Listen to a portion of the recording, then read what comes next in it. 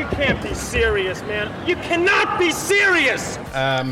We've got a very interesting person. We'll get the gender neutral here, so he is a very interesting person with a very interesting name.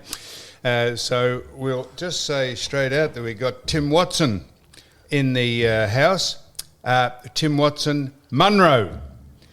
You must get that a lot, Tim. Tim Watson. Oh, Munro, is it?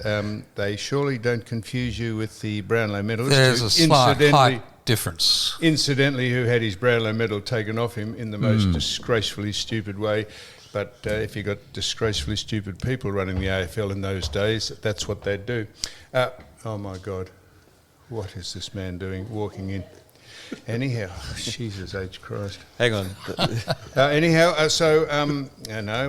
Ricky Nixon has entered the house.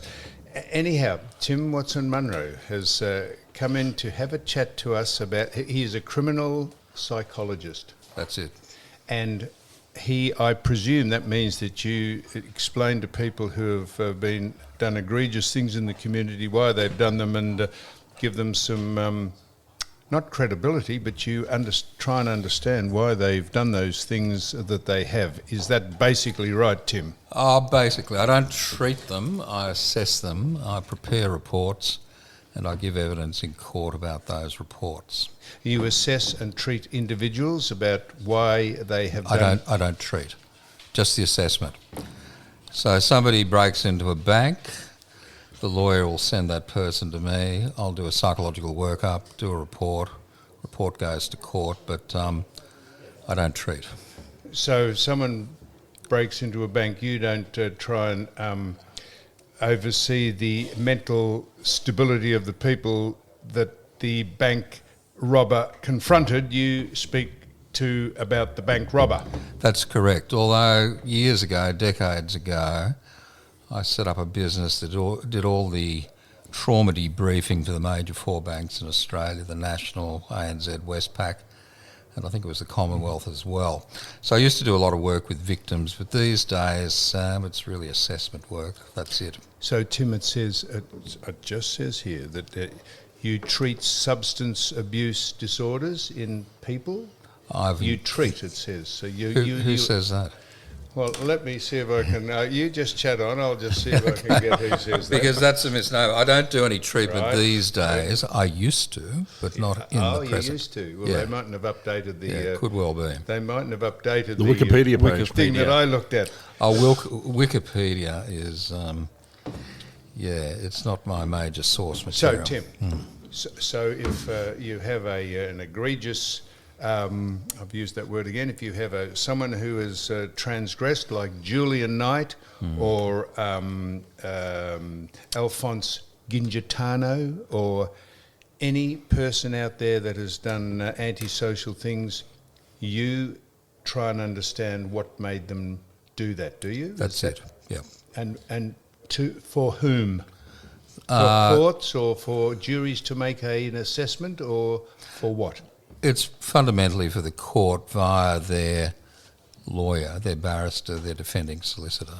So the people, the prosecution would treat you as a bit of a thorn in their side because you probably, do you not, try and justify why these people have done those things while you don't agree with them. You say, well, they weren't in charge of their faculties at the time, or how complicated is all that to try and get into the back of someone like that's brain? It varies according to the crime, the individual. I don't try and justify their behaviour, more explain it.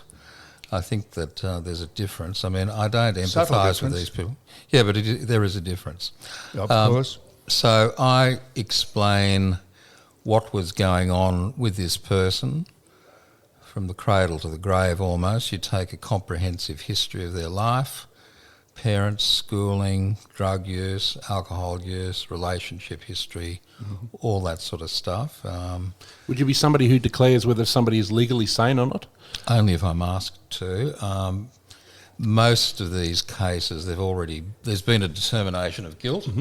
So I'm more involved in what would be described as the sentencing process rather than the determination of right or wrong, guilt or innocence. I read from your bio, Tim Watson Munro. I have been practicing in Melbourne and Sydney since 1981. I am involved in the assessment and treatment of individuals in all jurisdictions, both civil and criminal. I have also considerable expertise in the treatment of substance misuse disorders. That's absolutely correct in terms of that bio. I just don't treat anymore. Oh, I see. So I beg your pardon. So I reckon I reckon it's 1-1. I reckon we're both right. I reckon it's 1-1. 1-1 new balls, please. That's I it. reckon, New balls, sir. so I haven't got the updated version. So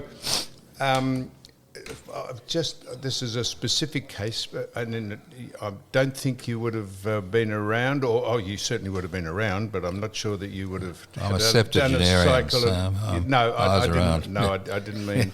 I can see when you started in 1981. There's a man called. Now let me just get his name. He's a man called Arthur Freeman, who threw his daughter off the top of the Westgate Bridge.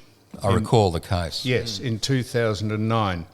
And I remember the man that we're going to speak to, Ben Fordham. I didn't even know Ben Fordham, but I said somewhere that I felt sorry for him, that someone would get in that much of a state of disorder and their mental acuity would desert them, that they think they had to stop on a bridge and throw their kid off.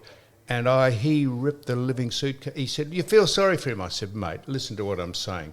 He deserves everything he's get. It's obviously a disgraceful thing, but what sort of thing would be going through someone's mind to pull your car up with your 2 other kids in it, throw them off the bridge, and have their people who he didn't throw off the bridge, the young kids say, Sally or whatever her name is, her name was Danielle, I think, or can't swim, Dad." Seriously, how would you get into the back of that person's? This was a domestic dispute with his ex-wife. Mm-hmm. How would you get into the back of that person's mind? I recall the case. Well, I guess the real issue would be, was he aware of what he was doing at the time, the consequences of what he was doing? Was he legally insane as opposed to medically insane? And what's the difference? So he that's a big difference. Tim, he said he claimed that at the trial, and that was dismissed. Probably because of the veracity and if you had someone saying, "Oh, he's not guilty," on the basis that he's mentally insane, all hell would have broken loose. I suppose people get intimidated, not you, but people like you would get intimidated not to say, "Well, look, he wasn't in control of his." It's a pretty fine line, isn't it? It seemed to me, and I didn't assess him, that's the caveat, I don't know him. Yep, no, I said that. But in general principles, anyone who can plan something like that, it didn't seem to be spontaneous, would suggest a degree of organisation that you don't get with crazy people. But I would defer to whoever examined him, and the determination was that he wasn't crazy, or at least legally crazy. And you're asking the question, what's the difference? I mean, a lot of behaviour I encounter, the bloke, the person in the street would say, "That's mad. That's crazy." Yeah. Insane behaviour. But the rules on legal insanity are very tight, and they go back a long way. And to be judged insane legally, you have to demonstrate the person was unaware of the difference between right and wrong. They didn't know there was wrongdoing, and they were unaware of the consequences of their actions. Now, in this case, it would seem, based on what I've read, that he was aware of both. He was aware of what he was doing and the consequences of what he was doing, and that hence the determination. Is organisation one of the kind of defining factors if one appears organised? But couldn't somebody who's psychotic appear organised? You know what I mean? Some psychotics are organised. They are, but generally not. Generally their thinking is shambolic. They've got voices talking to them. Someone like Ted Bundy, for example, is clearly psychotic, but you know what I mean? Like, where does that... clearly but he was well organised in the sense of what we were talking about. People say, well, how can you go out and do what Ted Bundy did? He was organised, he was a lawyer. Mm-hmm. To me, he wasn't legally insane. He was a psychopath, a serial killing psychopath. So I know you didn't treat. I know you conversed with the first person I think that was convicted on the anti-terrorism law, Mr. Fahim Lodi. Yes. Lodi. Lodi. So this was a premeditated thing. He was out to harm people who weren't of his religion or faith or whatever. Did you eyeball those? Did you eyeball him? Do you eyeball the people that you speak to, like Gengitano and Knight and Julian Knight? You eyeball them and you try and. I do. How would you? I did. How would you assess? What would you say? What would you say to that person? Well, I remember Lodi well, and I interviewed him out at the MRRC. It's a maximum security jail in Sydney, and they brought him to me in what I'd describe as a Guantanamo Bay suit, those orange jumpsuits. He was shackled and manacled, and they had two, big burly, like ruckman-type prison officers. Was this just for effect? Well, I don't know. I wasn't intimidated by him. He was an architect. He was an intelligent bloke, clearly not nuts, and I don't think that it was even suggested that he was. I mean, he went to trial. Just a political activist. Well, he maintained he was innocent. Nobody believed him. I didn't believe him, for what it's worth. The jury didn't believe him. And Tim, what was he? Was he actually accused of plotting to bomb someone or what? Yeah, he was. You may recall back in the day, there were a lot of ads around, if you see someone looking suspicious, all that stuff, you find something out your front door, call the police. Somebody did. They'd observed this guy and they thought he was suspicious, and the police started looking at him. And the end result of that was that he was plotting to let off bombs, blow up people in the name of his religion. Yeah.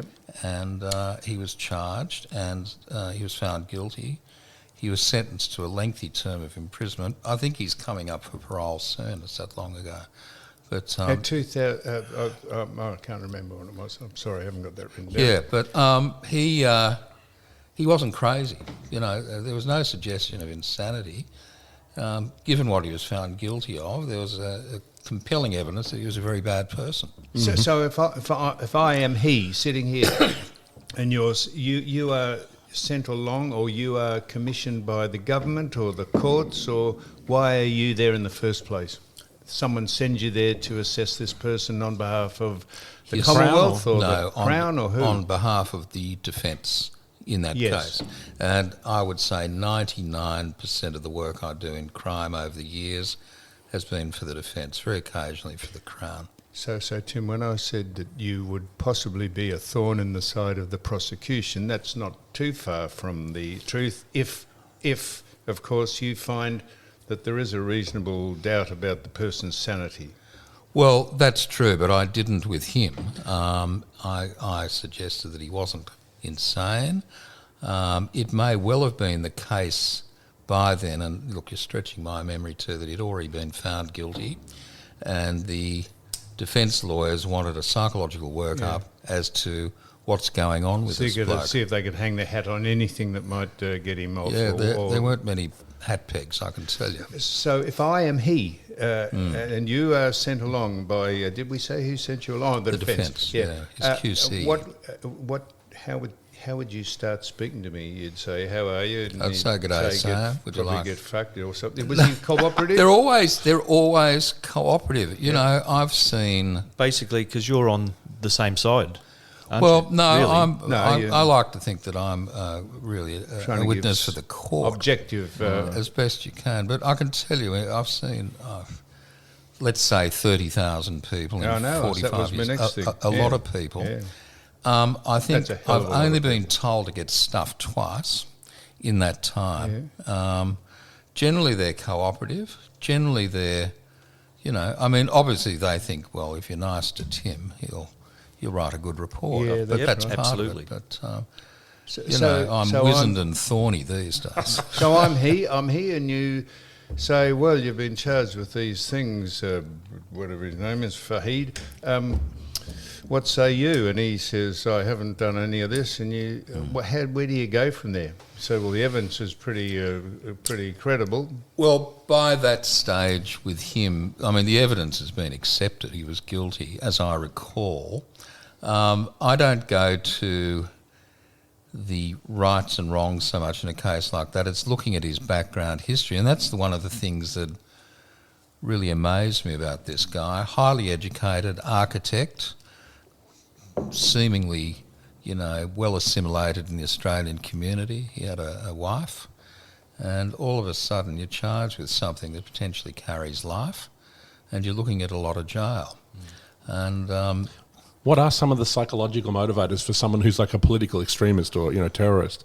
What are some of the things you look for? Look, I think unbridled, seething anger is one of them. There's a lot of, and I don't use this as an exculpatory reason, but a lot of these people are brainwashed by what they see and what they read and the people they hang out with. And at some point they cross the Rubicon and they decide they just want to go out and kill people. And Lodi's one that I've assessed. I've assessed quite a number of them over the years.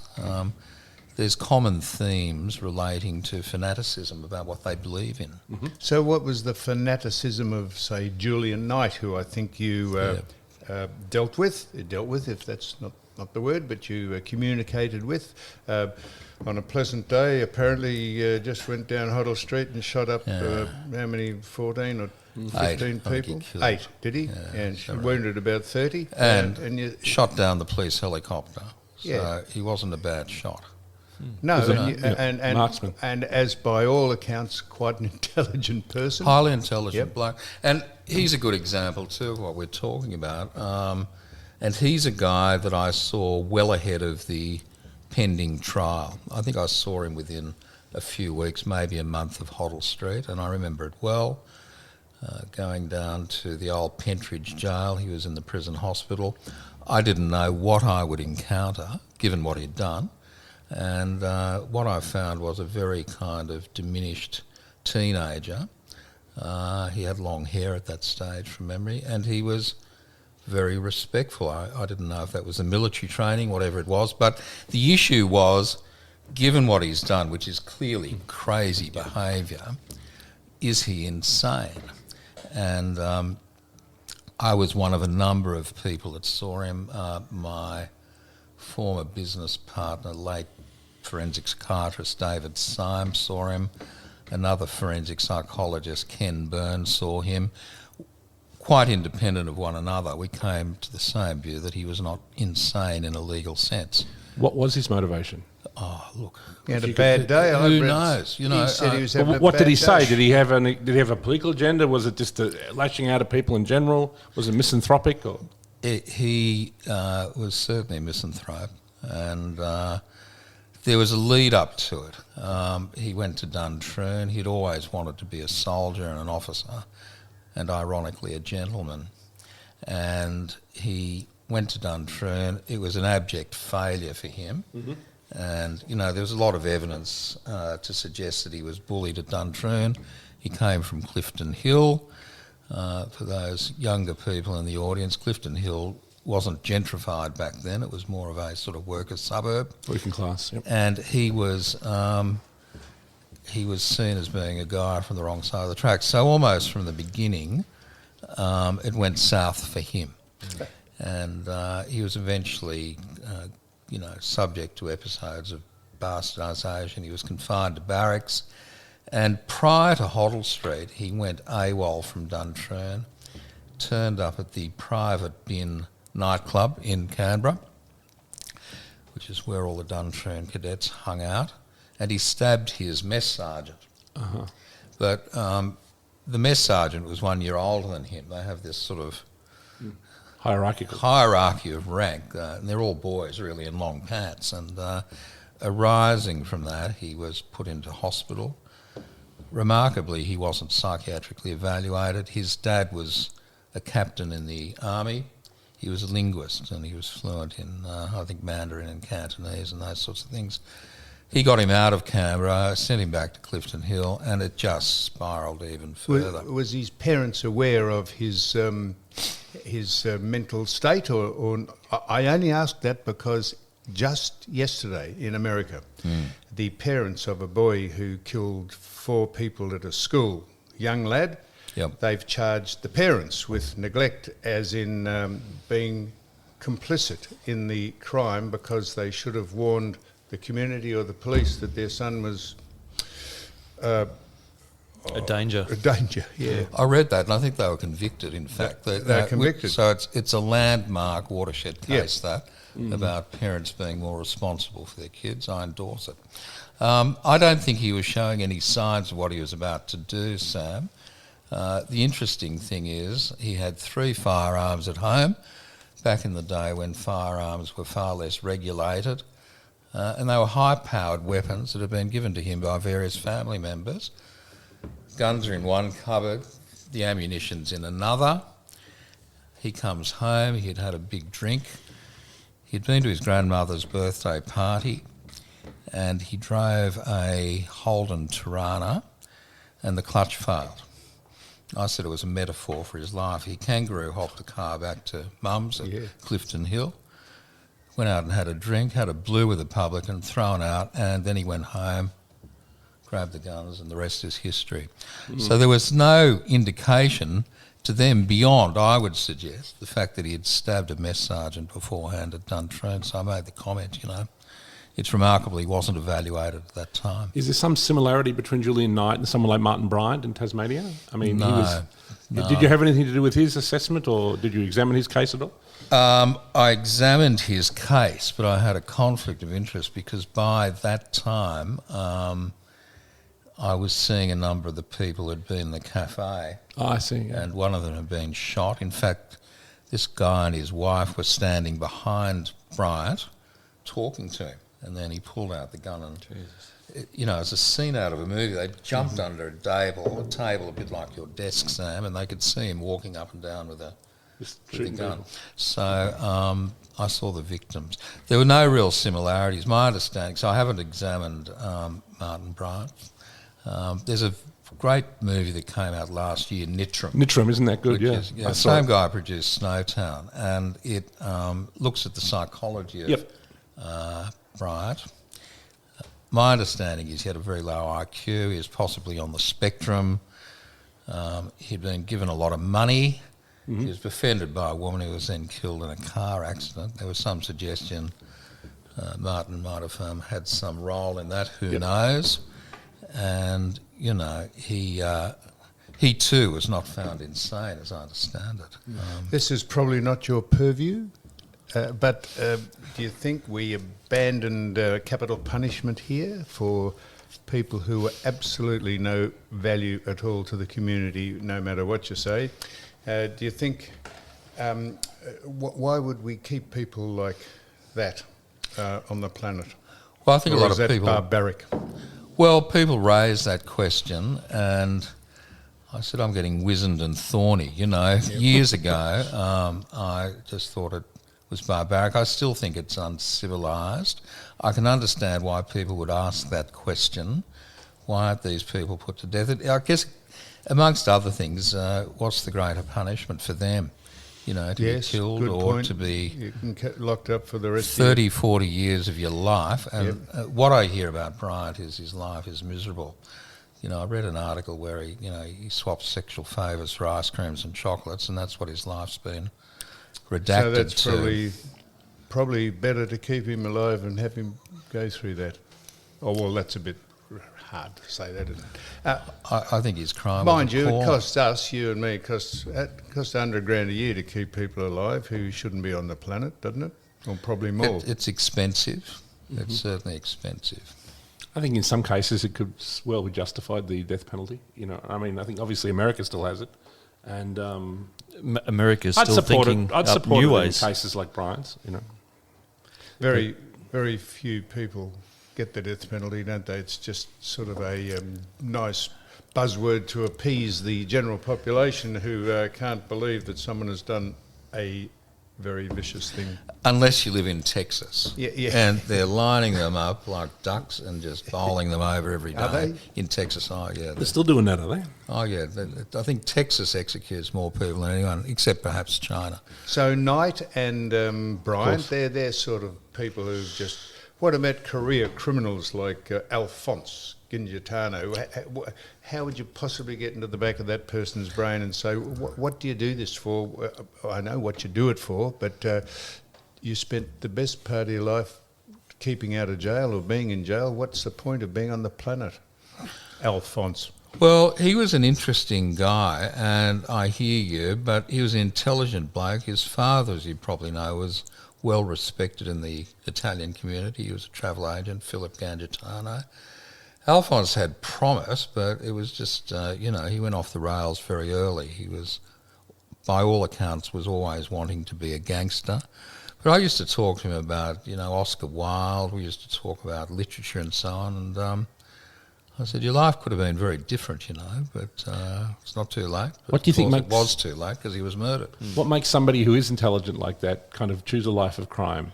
I mean, because obviously he could have succeeded as a nightclub owner or, you know what I mean? I think he could have succeeded.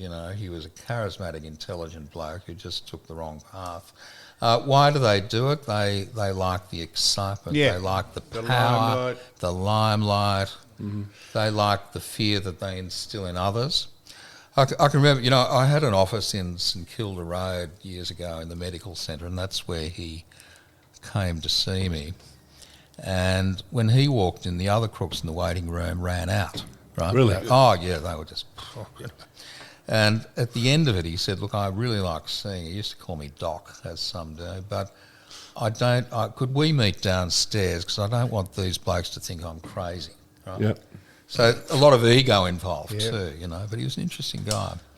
So you're an expert in profiling people. If you had lined up a whole group of people here, can you assess who you think is about to be ridiculous or do something antisocial? And then you get into the very controversial thing of racial profiling, and then you'll be accused of all those words of being racist and xenophobic and that. But that's part of what you do, I presume.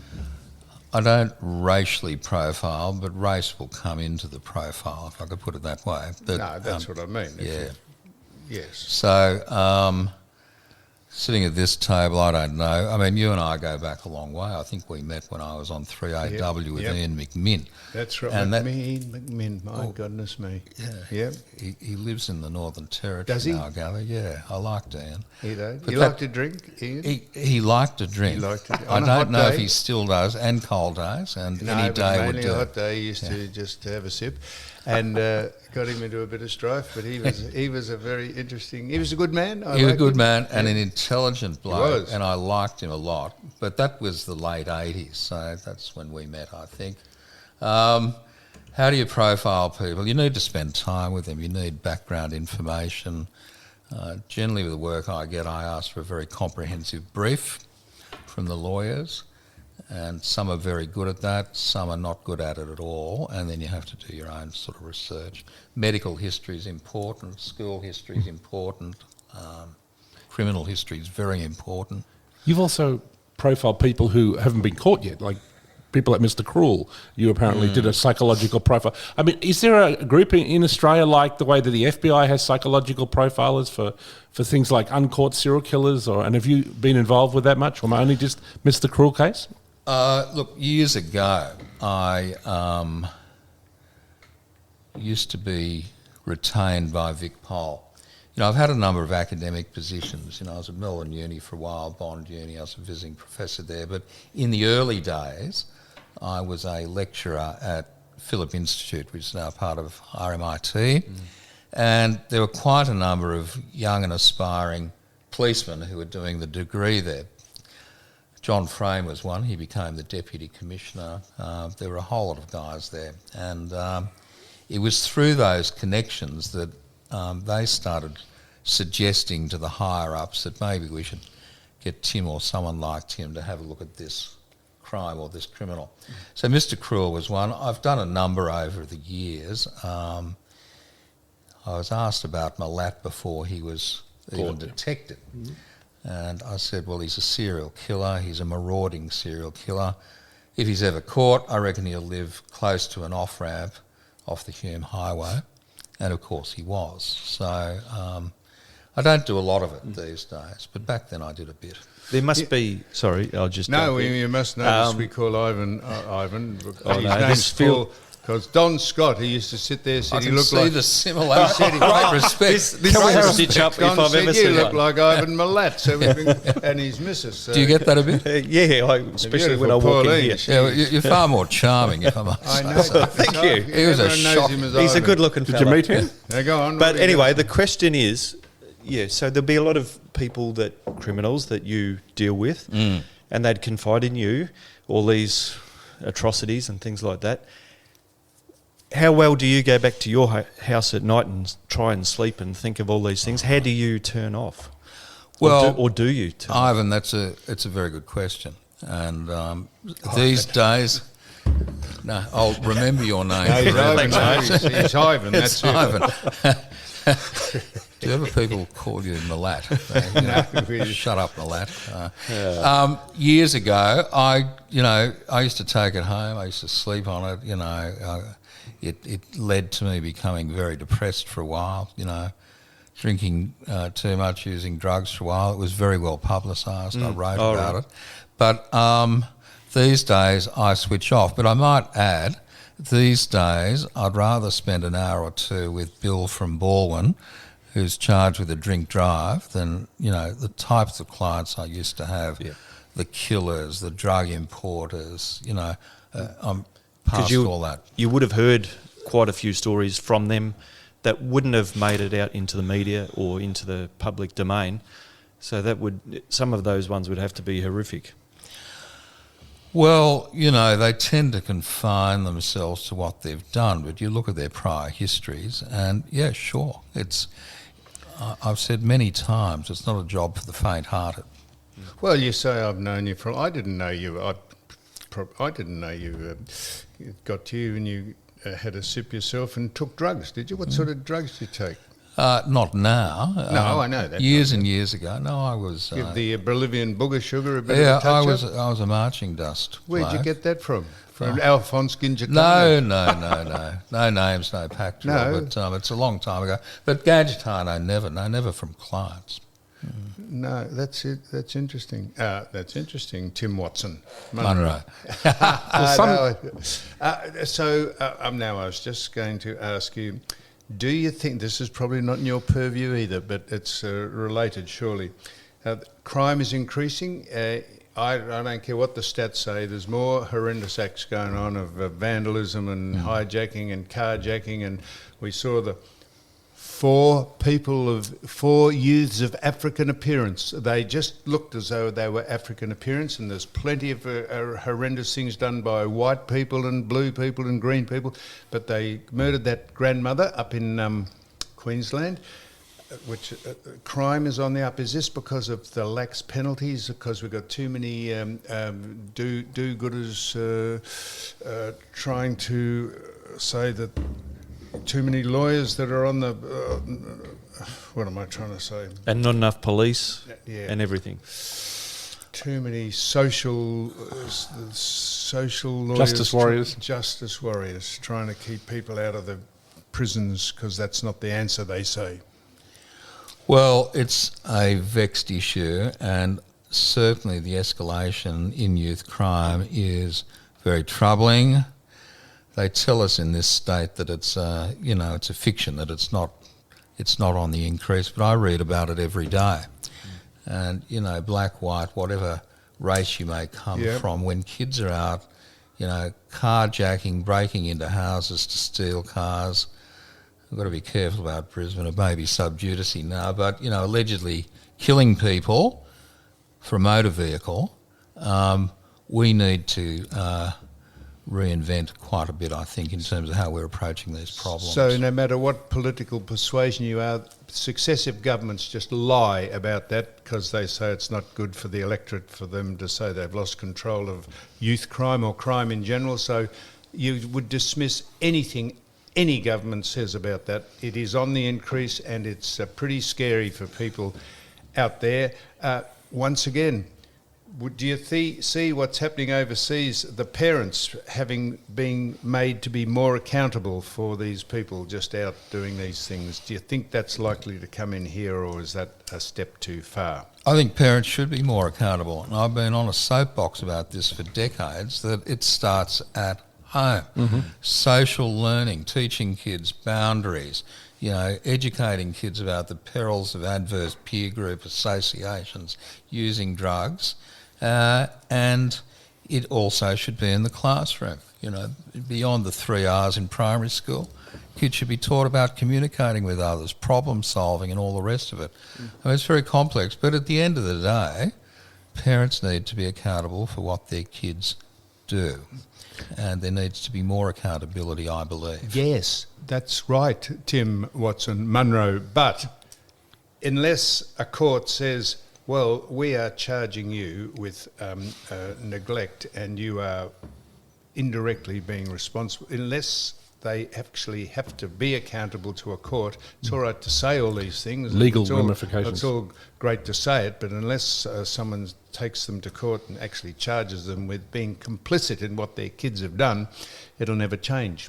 No one will take responsibility. Will they? Well, I think that's probably right. I can remember years ago, and it was a long time ago, there was a kid who burnt down, I think it was a high school at Frankston, and the judge was Judge Nixon, a fabulous judge in my view on the county court, and he raised the possibility of maybe the parents having to chip in for the repairs to the school, which is multi-million dollars. The interesting thing is, the one thing that seems to get people's attention quicker than anything is the hip pocket nerve. Yes. And if parents... if it hits them in the hip pocket. if the parents have to fund some of their rehabilitation, repairs, reparations and so on, it might get their attention. And that's illegal, that would be a legal direction from the court, that the parents... Well, not at the moment. Look, I'm not a lawyer, so I don't think I can speak as an expert on that, but psychologically it might have some impact if parents were led to, or knew, that if Johnny goes out and does this, they're going to be held accountable too. Well, having said that, have you ever spoken to a convicted or charged graffitiist who go around defacing every single thing that has been built, and if the parents were then asked to pay for the clean-up, have you ever spoken to a graffitiist who's been charged and asked him what goes on in that small brain of his? I have, and a lot of them, ironic as it is, take great pride in their work. They see themselves as artists. Yeah, but the graffitiists, there's a bit of a subtle difference between a tagger and a graffitiist. When you say graffiti, you mean profanity on walls, or are you talking just about art? writing crap over signs on the freeway and highway and defacing the sound barriers along the West Coast. What is the point of that? That it's like people who get tattoos. What is the point of all that? It's about anger. They're not crazy. They're angry. They're bad, but they're not out killing people. Some would say, but no, they're not. They feel very, I think, alienated in some ways from mainstream society, and this is a way of expressing some sort of power, misdirected and misguided as it is. Well, that would get their parents' attention if they were asked to pay for the clean-up. Inevitably. But we talk about it, but no law comes in to say that if your son or daughter does that, you are responsible in some sort of way. Well, the legislators need to look at it, but it seems that in some ways there's a lot of denial going on, isn't there, about the true extent of the problem. Do you believe in like the bad seed, that some people are kind of evil or such, or is it all you more behaviouralist, where you think it's like a result of the way they were raised, or like trauma during childhood? I mean, where do you sit on all that?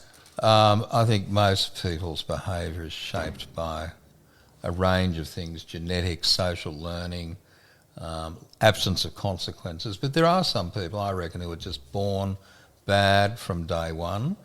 And you look at the kids that killed Jamie Bolger, for example. Yep. Extraordinary case, little boy murdered on railway tracks in the UK, and the offenders, I think, were under the age of 10 or 11 years of age. What drives that? Who knows? But then you look, decades on. One of them was released to parole, as I understand it, never heard of again. The other one, repeat offender, picked up with kiddie porn, he's back in jail, it just goes on and on. So I think there are some people, who are intrinsically bad, but fortunately they're in the rare minority. You won't answer this question, and rightly so, but Maybe. So you say that people are just born bad. Do you Very think few. Yeah. Do you think people are just born to want to be a different gender? Look, I don't know. Is the short answer. I really don't know. What would possibly... Have you come across trans in your profession? Well, I've come across people who are transitioning in the context of breaking the law, but I'm not there. What's that mean, Tim? Well, they've stolen something. Oh, they've got into a fight. Oh, I see. Yep. And they're before the court. Oh, I beg your pardon. Yep. Yeah, But their gender wouldn't play into it as such anyway, from Well, your perspective. you don't one deal with that case issue. it did. One case it did. A nice person, 6'4". He was a wharfie and he was transitioning, and he came to see me, and he'd got into a bar fight because somebody had said something to him that he found offensive, and he king hit the guy and knocked him through the door. So his transitioning was relevant to that crime. And was that a justifiable form of response? Or Look, I don't advocate violence in any situation. But you had to prepare for the defence, did you? He pleaded guilty. It was really explaining to the court how this had arisen. And it turned out that he'd been in quite a few blues over the years over that issue, but Did he turn first time charged. Did he turn up in court? I didn't go to court. Oh, he would have gone to court. In a dress or... In all likelihood, yeah. Yeah. How do you explain the way the phenomena of trans has become such a big thing? Like, it never used to be. I'm sure you would have recognised back in your day, in the 80s, it wasn't such a big issue, was it? It's This become... is probably not your area either, Tim, but we're interested in your response. Well, I think it's like we're all aware. There's greater awareness now of everything. And, people are podcasting. This is an excellent show. Social media, Facebook, television, radio. People are more connected in that way. Whereas, decades ago, really the sole source of information was, the Channel 2 news. Yeah. And, the old Herald and Yep. Well... the Telegraph and the Mirror in Sydney. So. Yep. well, I reckon I got most of what I said about you right. I read this very, very carefully. This Well, I appreciate and that. the number of things that you have, the number of vehicles that you've been on, or the number of programs, and you are consulted regularly for your opinion. I couldn't read them all out. We'd be here for 10 minutes. But you are very well regarded. I know that, and we Thank you, really Sam. appreciate you coming in and just clearing up some misnomers maybe of what goes through people's minds when they commit horrendous crimes, and you have to try and sort it out for the defence, not finding them in their favour, but just trying to give an objective assessment of who you speak to. So thank you very much for coming in. Tim Watson Munro. A great pleasure, Sam Newman. Thank you. Thank Thank you, Tim.